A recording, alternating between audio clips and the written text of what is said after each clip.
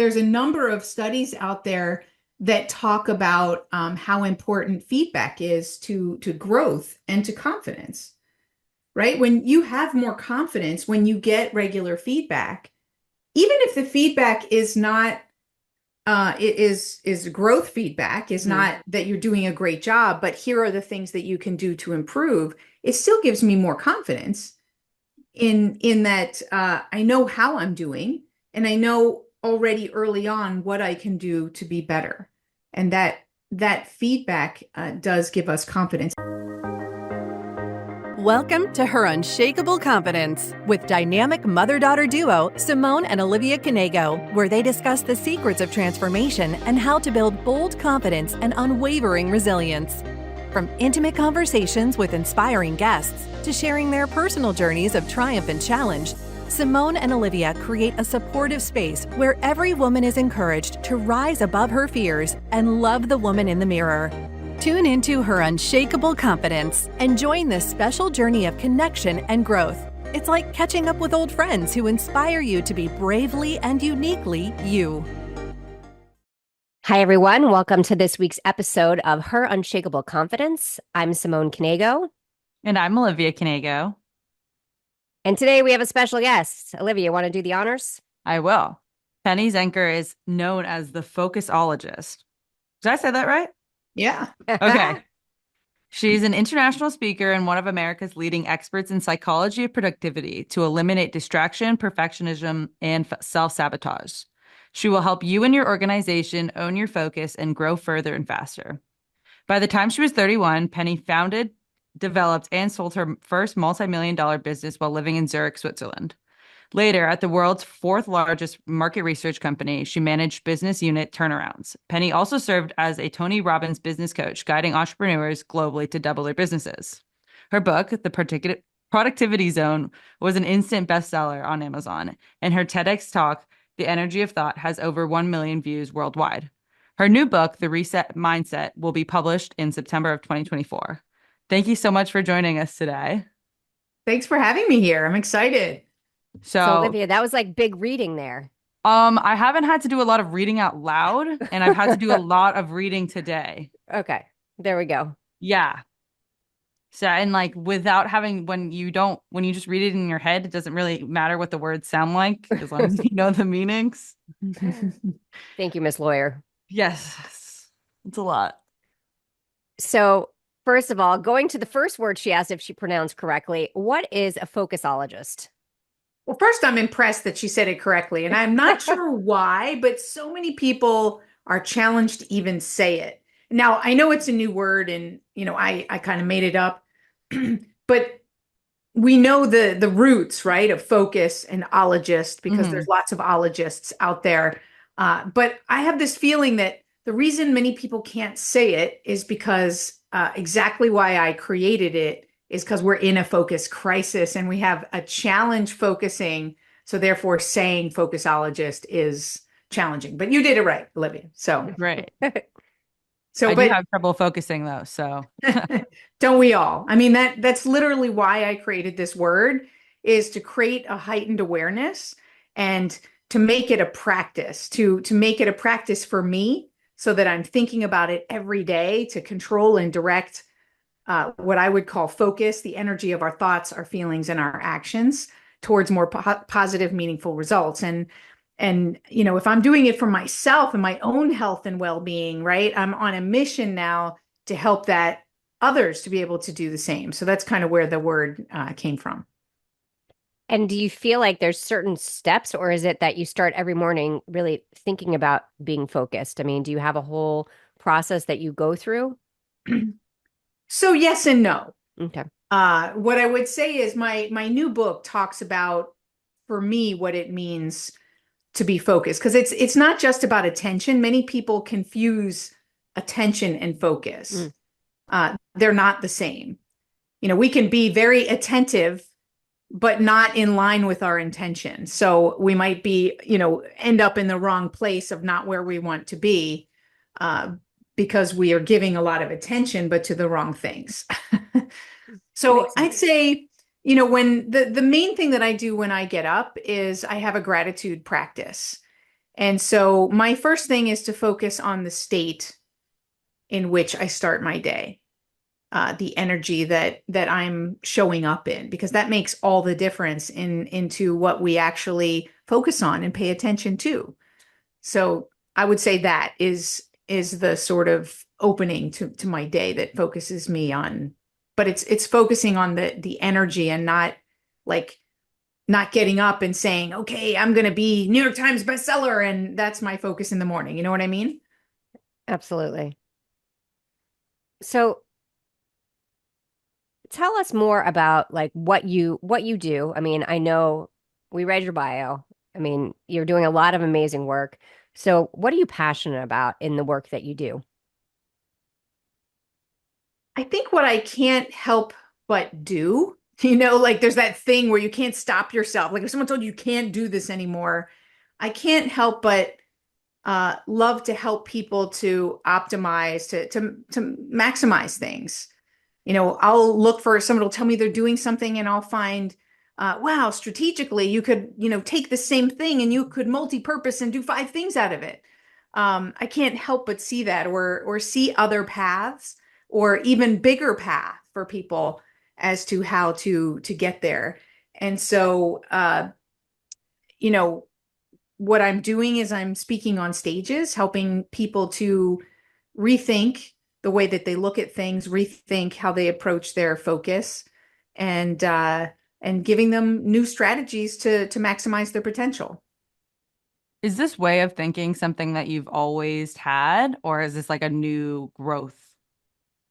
I think it's something that has been built upon over the years. You know what I mean? I think Hmm. that we have our early experiences and we have a unique interpretation of that and what we learned from it, because we might have the same experience as three other people. Maybe you've got siblings, right? And they have the same experience, or they're at the same event but they experience something different, they take something different away. So I think it's been just something that has evolved and grown, and it just has built up, and further deepened and widened in that way. Hmm. And I know a lot of people talk about growth mindset. I've learned a lot about growth mindset, but you have a different way of talking about things, and I want to understand the difference. So and this will come to your new book later, but a reset mindset. So can you tell us more about what that is and how it differs from growth mindset and how we can put that into practice? Yeah, absolutely. I appreciate you asking, and I very much respect and honor the work that Carol Dweck has done around growth mindset and how the reset mindset, it's built on top of that, right? It's what I call now the next generation of the growth mindset. Is that, Carol introduced the fixed mindset, which was kind of, I don't, a thinking of, I don't have any control over things. I'm going to stick to the way I've always done it. I'm going to just kind of let things unfold the way that they do and feel like I have very little influence. And the growth mindset was about persistence and effort and knowing that you can improve by learning over time and growing and adapting, right? And being open to focus on the things that you can control and have influence on that. And so where the reset mindset builds on top of that is it's not about over time. It's more about adaptability in the moment, using real-time feedback from our situation, our circumstances, and our experience to adapt real time as we're going along. So it's a different time frame that we're talking about. We don't wait until after the project to review it and to learn and to grow. We're being more agile, right? So it's where sort of the agile method meets the growth mindset. It's the merging of those two concepts, and it's based on value. We're always circling back to and aligning with the greater good, our values, our goals, and our intentions. So in the moment, that's what helps to guide us to adapt as things are changing around us all the time. And that's our environment today, is we're changing so fast that we need to be more agile. Can you give me an example, like of a situation where you would Mhm. use a reset mindset? Um, so I'm trying to think, you mean a difference between a growth mindset and a reset mindset? Yeah, yeah, Because like there's more to unpack, yeah, of right? course, yes. So, it could be, like I said, like a project. So let's say you've got a big project that you're working on. So a growth mindset would be focused on making sure that at the end of the project, we are doing a recap and identifying what we learned so that we can go into the next project with more experience, that we can send our people out to get training where we find that they're lacking skills, right? And we're waiting until the end of that project. It might also be where we create a business plan, a 3-year business plan. And as we're going along in that business plan, we're sticking to that business plan, and then we're going to evaluate it, let's say once a year. Or uh, another example is the way that we review people in businesses, that we review them once a year, right? That whole concept of waiting until once a year is Mm. is so inefficient and ineffective anymore because things are always changing. So the reset mindset would have us build that into the process on, let's say, a weekly basis, like IT technology does with the Scrum process, if you're familiar with that. So they meet every day to talk about what are the obstacles that we're facing and how do we work around these. And so that's what we need to build into our projects. That's what we need to build into our one-on-ones with our people, is have more frank, better feedback conversations so that we can adapt more quickly. Does that make sense? Yeah, it makes sense. It Yeah. makes a lot of sense. I mean, I think about what you just said about the yearly review. It is kind of ridiculous, really. Once a year is when you're going to give me feedback, and then I'm going to change my next year based on the feedback that you should have been giving me every week so that I could do better in the moment instead of waiting a whole year to tell me that I was doing a crappy job or that I needed to do better or that I did great. Any one of those. So, Right. And yeah. and what's really sad to say is I've worked with a number of leaders over the years that even don't have time for that one-on-one to do Hmm. the year-end review. So, that's also a challenge, right? Is they have to be making the time to have more regular reviews. And when you do that, it's also more efficient and effective because you don't have to review the whole year and figure out, well, what actually took place this whole year. It's It's just, you know what is funny? Like I think about and this is totally not related, but it's like final exams in school, right? yeah, I mean, They that's put the whole exactly what I think it's like. exactly. yeah, you put the whole year together and it's like you've already tested them on these certain pieces. Why not just continue testing on the pieces versus putting everything together and saying, "Oh, hope you don't fail because there's so much stuff in here." I mean, I can tell you as a law student right now, I would say majority of my classes rely on one grade at the final. And it really is. They even say it's like you have no opportunities to gather feedback throughout the year. Like the final is when the professor will know if you get the information or you don't. And it's like super daunting and honestly like really dragging on your self-confidence because I have no clue how I'm doing. I'm just doing the work and I have no clue if I'm actually understanding it or doing a good job. Well, and also you're cramming, right? So Yes. now you're also not really learning it effectively because you're not doing the things that you need to do to be evaluated and get that feedback in interim. So you're going to cram, you're going to learn it for the test, and then you're going to forget it. And it's Yeah. really not something that, I mean, for the most part, you know what I mean? And so that's just not effective. And that's the world that we live in today. So bringing it back to the self-confidence piece, because that I Yes. thought that was really interesting how she's like, how do you work with confidence when you don't know what's happening? Hmm. So how do you feel in the connection between confidence and the reset mindset? Absolutely. I mean, there's a number of studies out there. that talk about how important feedback is to growth and to confidence, right? When you have more confidence, when you get regular feedback, even if the feedback is not it is growth feedback, is Mhm. not that you're doing a great job, but here are the things that you can do to improve. It still gives me more confidence in that I know how I'm doing, and I know already early on what I can do to be better.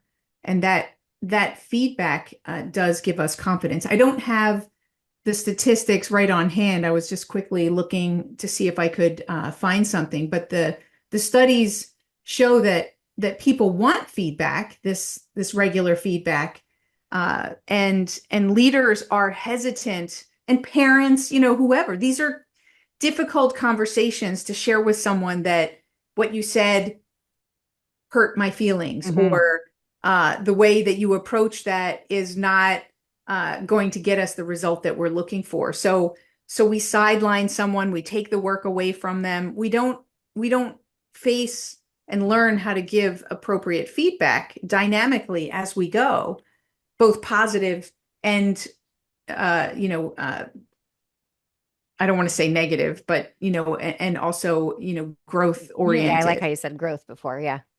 Yeah. I And mean, you I go. would just Sorry. say it makes everybody around you just more receptive to criticism, like especially like constructive criticism, because it's really hard to hear that you like have been doing something wrong or are doing something wrong, especially when you haven't been told it that many times in your life. I remember you said to me, Mom, like the first big rejection or constructive criticism that I received was when I got denied from colleges. And like that's kind of too late in life to really have built those skills. Well, I don't know if Yeah, it's and too late, but it's still it's hard. We live in a society where you reward everything, right? So you get trophies for participation for everything. And it's such an interesting thing because we don't allow kids to quote unquote fail at a younger age. We don't have those hard conversations. I wouldn't say that I didn't, but you were as a child, I mean, you always excelled at everything. So you really didn't have to have those hard conversations. um, but I think that we do need to do that in our personal lives as well as have these constant conversations so nothing's unexpected. and bringing it back to confidence. So parents, leaders, when we learn to receive it, right, we can also be better at Hmm. giving it.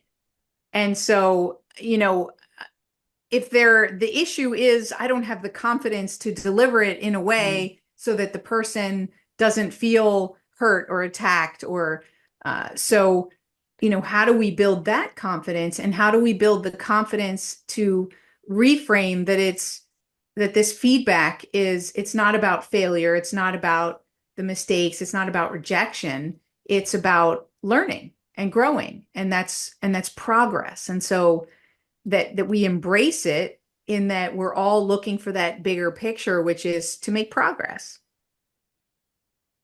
Absolutely. So when you think about like daily, what's like one small habit that can really lead to significant positive change? I mean, I know like I do my morning affirmation. So I do it a little bit differently. I mean, I have the five things I say to myself every morning. I say it multiple times a day just to kind of go through with things, but I mean, Liv, what do you use on a daily basis? I mean, we talk about affirmations a lot in our family. Mhm. Um, I mean, Liv, is there something that you're using? Daily? Yeah. Uh, I'm just staying organized, honestly, right now. Okay, that's a habit. I mean, Yeah, I mean, my biggest habit is staying organized, making sure I write everything down and like putting it all in the same place. And like that's one thing that has been it's the thing carrying me afloat right now in law school. Well, that gives you confidence too, right? When Yeah, you're organized, then it gives you I confidence that you know where to find things, that you can so absolutely. I feel and so much better about just I don't feel lost right now, which is like a really comforting feeling to have that I can know that I've done everything and I haven't left anything behind. so I I'd think say, yeah. oh, go ahead. No, go ahead. I was going to say, Simone, you asked me that Yeah. question, and I was thinking because I wanted to think of it in terms of confidence, since the Hmm. show is about Yep. confidence.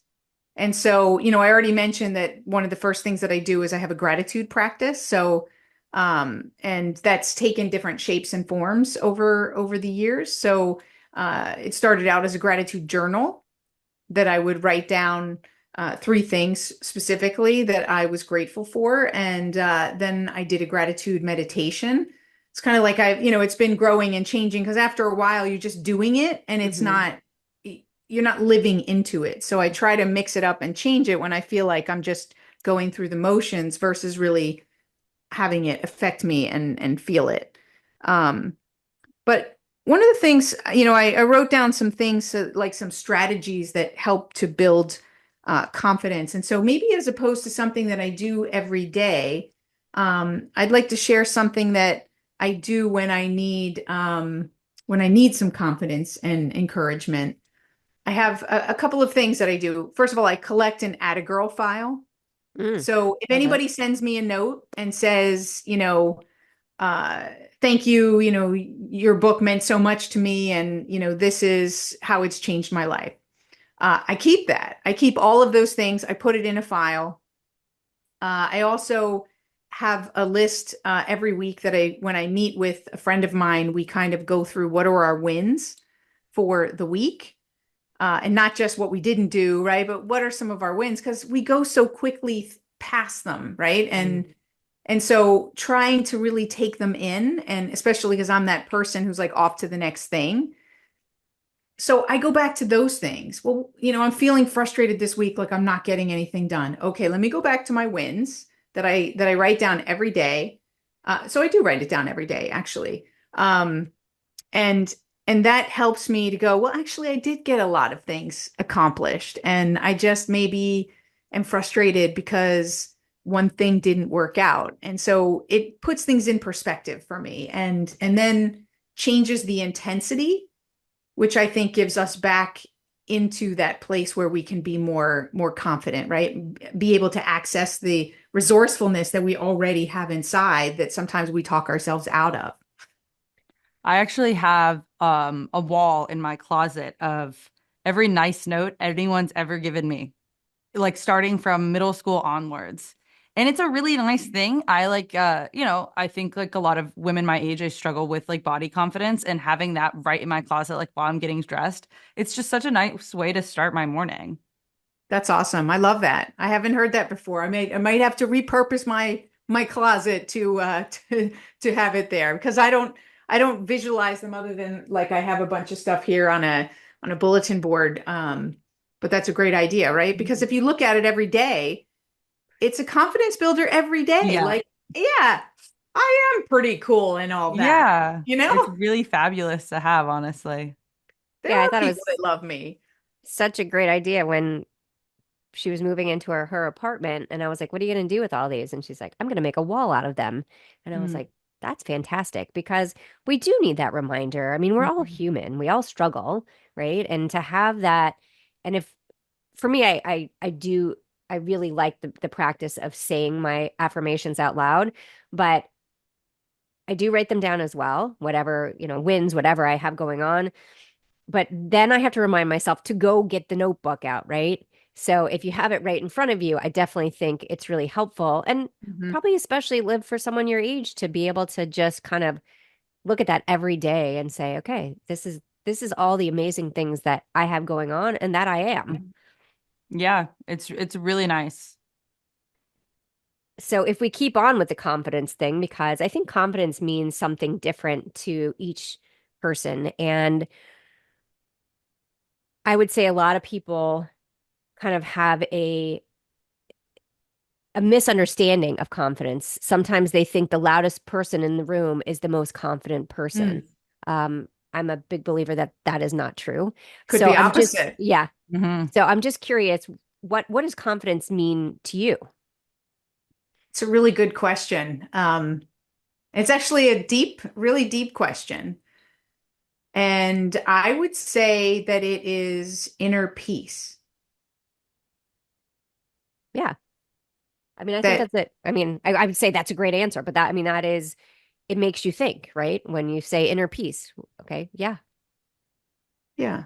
I thought about, when are the times when I'm confident with myself? I feel, I feel at peace with my relationships, at peace with who I am and how I show up. And, yeah, it's just that inner peace. And I think it's, something that we all are looking to achieve. Some people might call it happiness, or I think that we're all looking for that inner peace, and we live our best self when we're in that place of inner peace.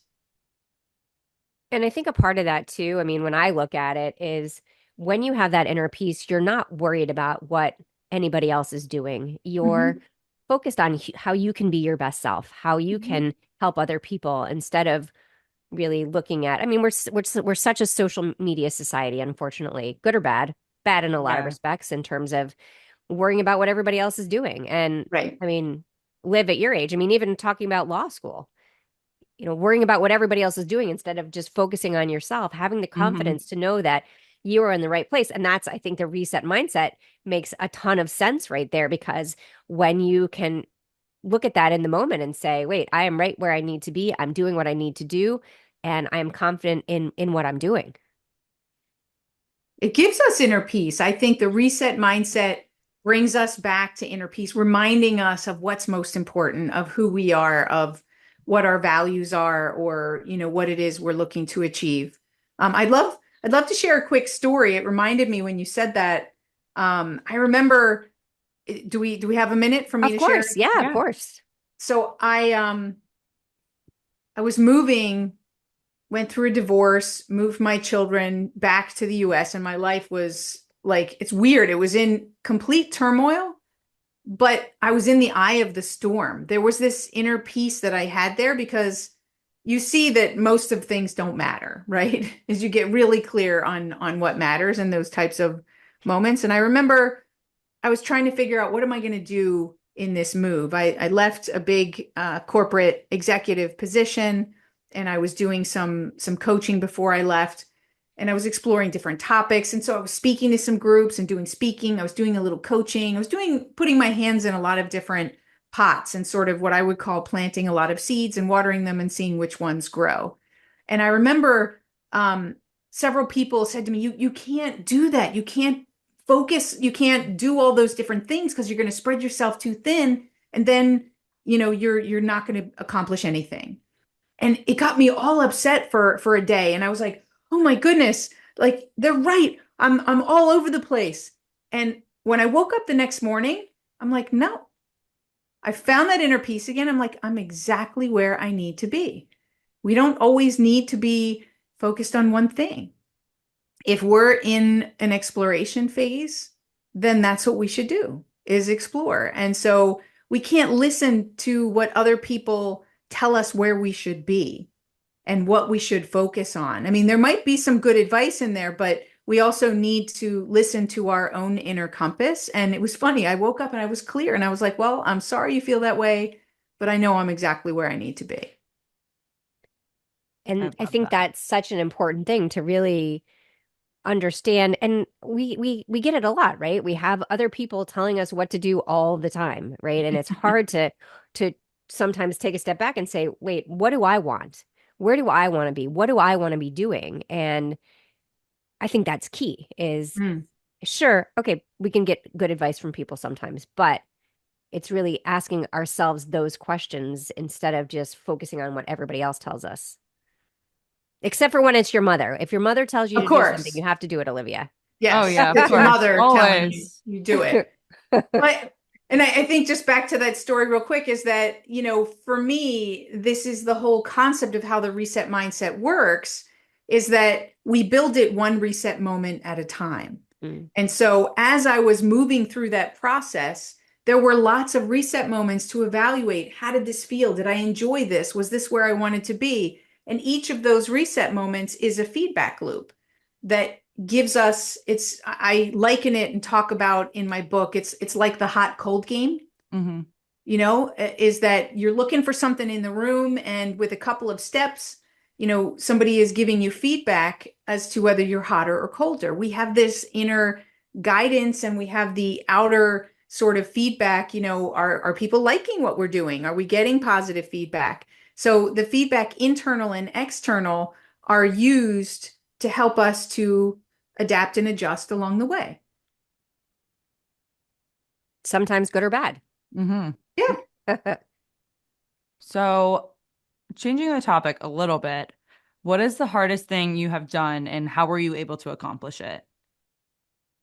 I mean, thinking about all the things that you've done and Right. living in Switzerland and, leaving a big job and divorce. And I mean, there's a lot of things that you've had in your life. And obviously, Yeah. I believe every moment in time brings you to where you are, right? Like all Mhm. these things that you go through. But I think we all go through hard things. I mean, really, what is the hardest thing you've done? And I don't know. I was thinking about that. And, I mean, the divorce was super hard because I believe that divorce is worse than death because somebody, mm, when they die, they don't typically choose to leave you, right? And Mm-hmm. so, so it's harder on our self-confidence to, to be in that situation if you're the one that still wanted to be in the relationship. And, so I would say that it's a toss up between that and then what followed, which was making the choice to move from Switzerland back to the US. When my children were young, I made a vow that I wasn't going to do anything at least for 1 year because I didn't want to make it as an emotional decision that we were moving because of emotional decision, because their dad was still in Switzerland. And I think that was the hardest thing was, do we move? Do we not move? Um, because I was afraid that I was taking them away from their father. But he wasn't really in their life very much, and so that's why I wanted to see, how was he going to show up? And he canceled most of the time. And so, so I made a decision to say, okay, what's best for the kids? And I think, and he was part of that decision, right? When I decided to move, I also made him part of that decision, clearly. But I had this, did I do the right thing for years, right? Of that sort of weighing on me. Did I do the right thing for them? Did I, am I, am I being a good mom, right? Isn't that, Mm-hmm. you can oh understand that, Olivia, gosh, someday maybe you'll yeah. understand is, the worst thing someone could say to me is that I'm not a good mom, right? That's Mm. like the worst insult because we're doing the best that we can. Mm-hmm. And so that was probably the hardest thing. But I feel like I did make the right decision. I made it also, I made some good choices in there that gave me confidence that I made the right decision. Like if he was coming to visit, I let him stay in the house. I really like put the kids first. I never Hmm. talked badly about him, even though I might have some bad thoughts. I kept those thoughts to myself. Um, and because it was really, really important to me that they were the center and that they felt loved and cared for no matter where we lived, and that they felt that both parents were there for them. And I think that's amazing because I think we, as parents, we, as moms, we really, it is such a confidence thing, right? When you think about your kids and am I doing the right thing? Did I spend enough time with them? Did I make the right choice for this? And being able to put them first. I mean, Olivia jokes because like we'll go out to dinner and what do I always do? Like if you ask for a bite of my food, what do? I offer you the whole thing. And Yeah. she's like, You always give me the last appetizer bite, the last bite of Oh, anything. but you always want to do these things for your kids. And you do have this thing that you think about that, am I doing enough, right? And did I make yeah, the right choice? And there's no yeah, handbook. And even if there was, it wouldn't work because they're all so different.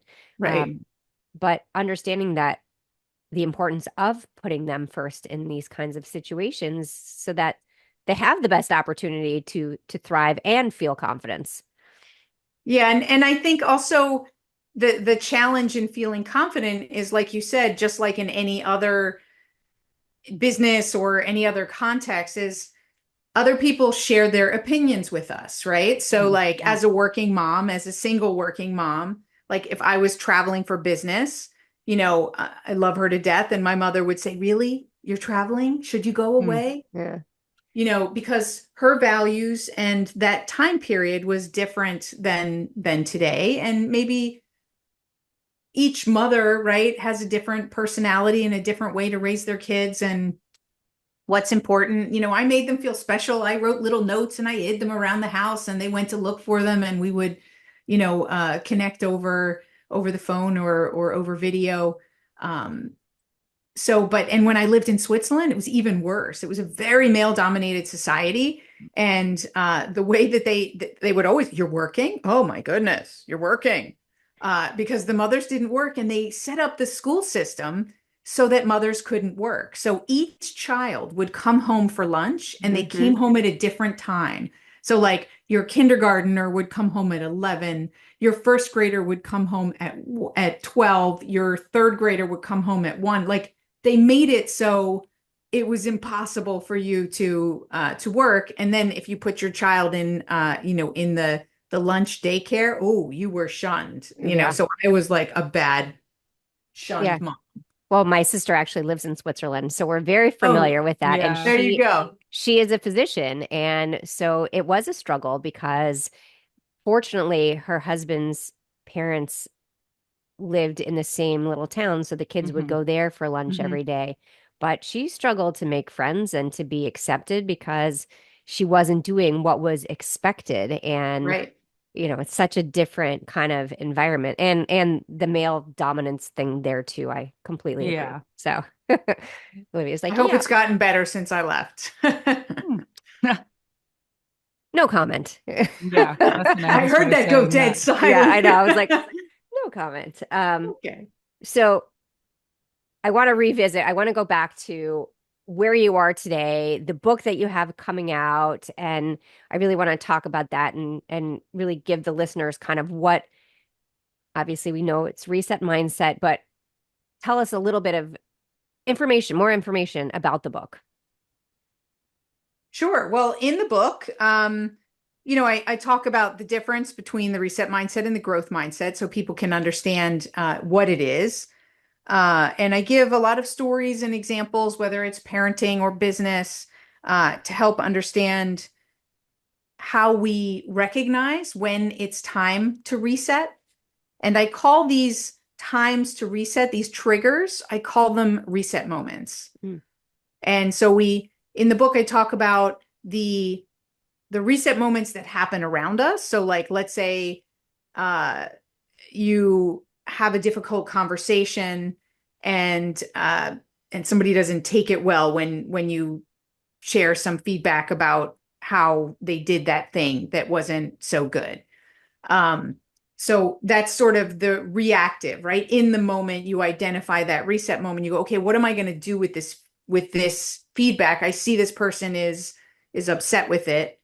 What do I do with it? And so talks about that. But then there's also ways for us to be more proactive with our reset moments. And before we have the conversation, what can we do to prepare ourselves for the conversation? What state are we going into the conversation with? Are we ready to rumble? Sure. Right? That's going to create a completely different conversation than if we're going in saying with empathy and wanting to hear what happened.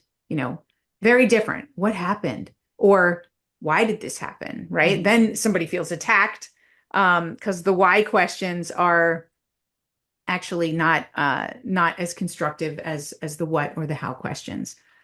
So the book kind of like introduces those types of things and just gives us some different strategies to understand these reset moments. And then what happens in a reset moment is we intuitively engage in what I call a reset practice. And the key thing is to make sure that we go through all 3 steps, even though they're kind of intertwined, and you might have strategies that you use that may help you go through all 3, but very often we fall short.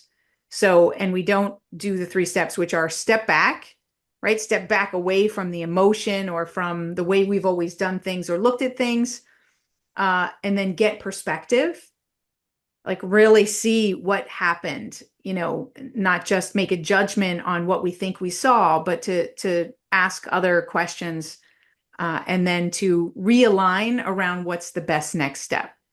And very often we step back and we say we've gotten awareness, but then we do nothing with it. Or we don't open up further to see and get full awareness, because it's only when we get perspective that we can really turn any information that we're bringing in, that we can turn that into insights. And so we want to make sure that we're going through all three steps. That's great. It reminds me of thinking about the word chaos, doing the same thing over and over again and expecting a different result. So I think the perspective thing is such an important piece to being able to look at things differently. Yeah, it's critical. And I think being in Switzerland, really, being in another culture, people think completely differently. I think that was key, as we talked about. It's those experiences that build on top of each other. And so that really opened me up to constantly look for new perspectives, to understand and be open to other perspectives, to other ways of looking at things. Yeah.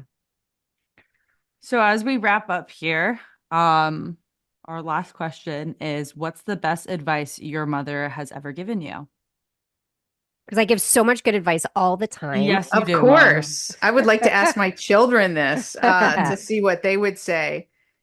So I would say some of the best advice that she ever gave me was once I remember very clearly when I guess I was like 12.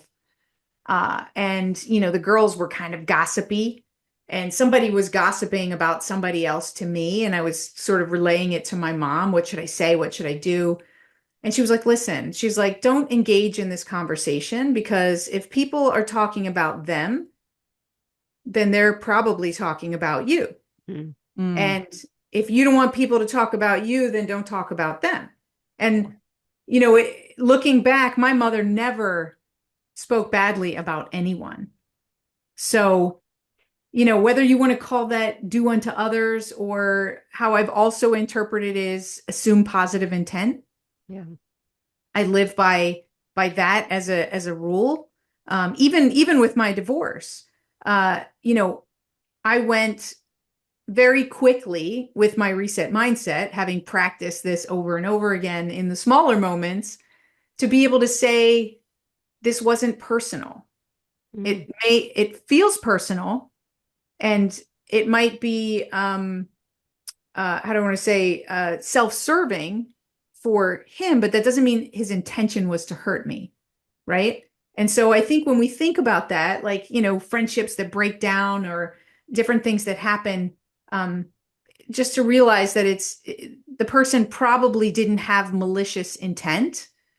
And I think that, my mom really showed me those things by example. Like, she said that, but she lived it. And I think that's what's most important, is that she lived it, And the other thing that I remember, and I tell my kids, is you don't ask, you don't get. Like, she's the first one to ask for a discount, or, when you're like, Mom, don't ask for that, she gets it, right?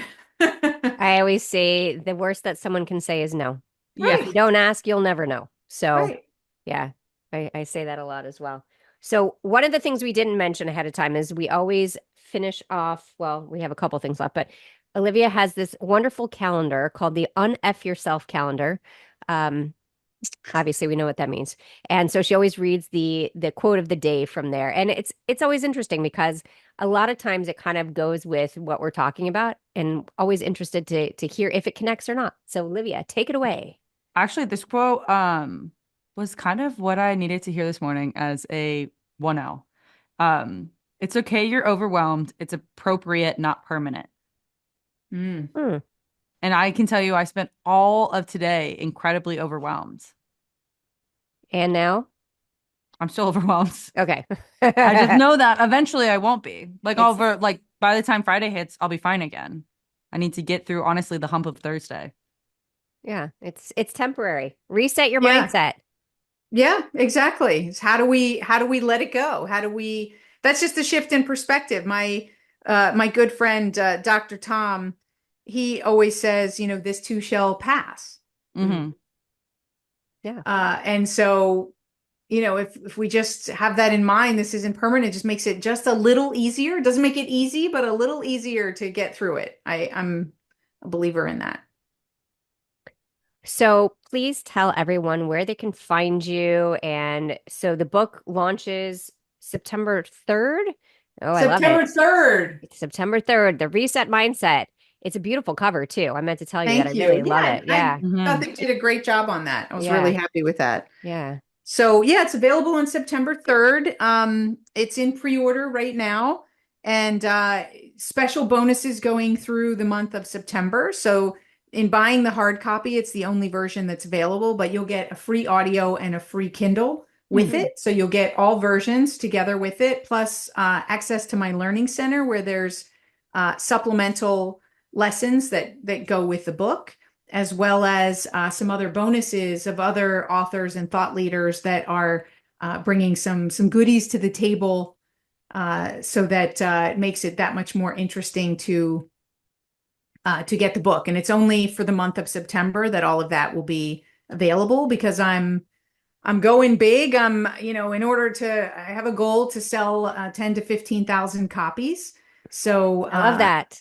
that's how one gets on the New York Times bestseller list. So it's not a guarantee, but set big goals and make you think differently. And it's good for, like I said, it's parenting, it's teachers. I have a teacher's guide because I've spoken to a number of teacher groups, and it's great for leaders in business and something to align your whole team around, to have a common language and a common way of approaching challenges and being more creative. So for groups, for individuals, get your copy now. I can't wait to read it. And so best way for people to get in contact with you? So that can be found at theresetmindset.net. Okay. They can connect with me on LinkedIn, any of the social channels. And I've been doing a lot of content videos and things like that. So they can go check out some of the content that's being posted. And my website for speaking is pennyskeynote.com. Perfect. We will have everything in the show notes so people can check everything out. And I can't wait to read the book. Thank you. So thank you so much for joining us today. It's been a really fun conversation, and we will see everyone next time. Bye, guys. Bye. Thank you for listening to her Unshakable Confidence with Simone and Olivia Knego. We hope this episode has made your day just a little bit brighter and given you the inspiration you need to confidently go about your week. Always remember to be authentically you. Don't forget to like and subscribe so you never miss an episode. And feel free to connect with them on Instagram at Simone Knego and at Olivia Knego. Till next time.